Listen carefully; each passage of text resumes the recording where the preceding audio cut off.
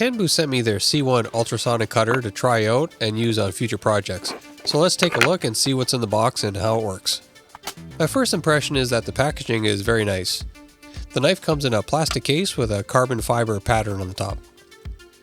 Inside there's a second case that holds the charging cord and replacement blades, and then there's the ultrasonic knife itself. The first thing that came to mind when hearing about the ultrasonic knife was the swords and knives from sci-fi movies and cartoons.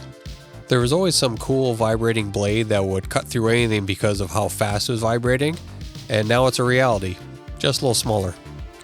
The razor blades seem pretty typical, but they do seem to be custom to this knife, although you could probably get a standard X-Acto blade to fit.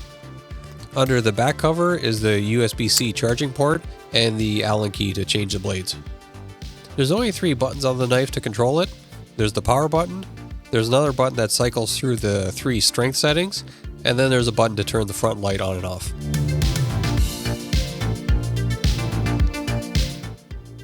Let's start with a test on some 3mm wood. First, with the blade turned off, it acts like any other razor blade. With enough pressure, it will shave some of the wood, but it takes some effort. Now let's try the same thing with the blade on. Now the blade's carving through the wood like a hot knife through butter. I barely have to apply any pressure, really it's just the way of the knife doing all the work.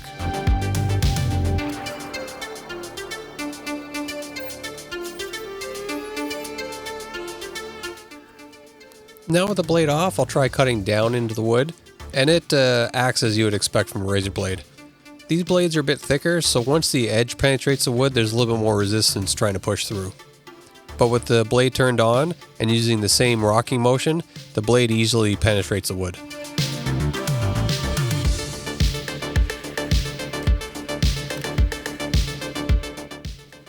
For something a little more practical, I'll cut through these inner detailed sections.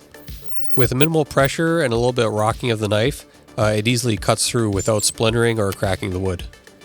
With the knife off, I can still cut through the pieces, but it takes a lot more effort and it's a lot less controlled.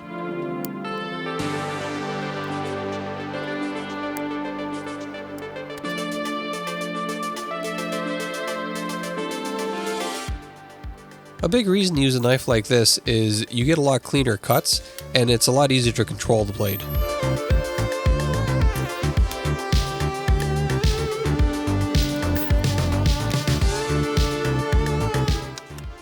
If you do a lot of work with cardboard, you could use a knife like this to easily cut smooth curves as if you were just drawing with a pencil. There's almost no resistance.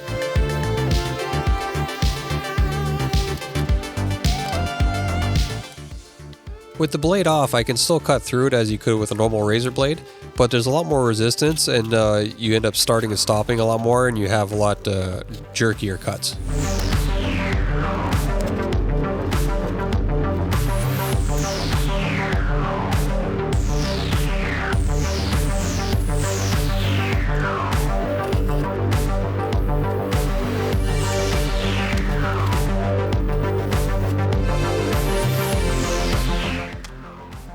One thing to keep in mind is for the blade to actually do its job, the object you're cutting needs to be rigid.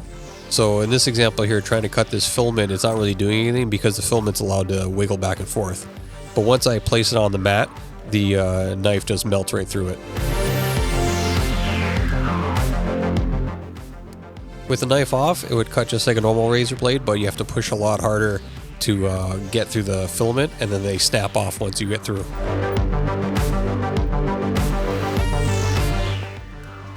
Now, speaking of melting through the cuts, the blade actually does get hot due to the vibration. So when I'm cutting through this block of PLA, the cut surface is actually very smooth once it goes past. It doesn't seem real how easily the blade's just passing through the plastic.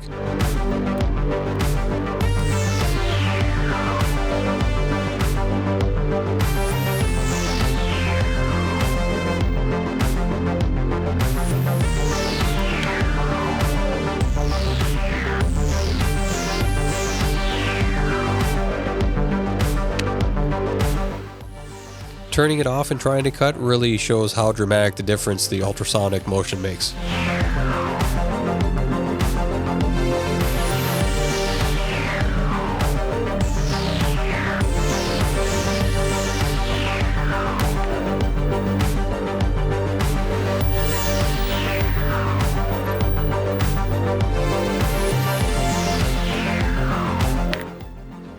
blade is mostly silent with the occasional high-pitched squeal as you're cutting through material, but you don't feel any vibration, so really it doesn't feel like anything's happening. But if I put the back of the blade on this metal business card, you can really hear the speed the blade's moving. And it also does a great job simulating the sound of nails on a chalkboard. So that's the Hanboost C1 in a nutshell. It's a razor blade that makes cutting through most materials effortless.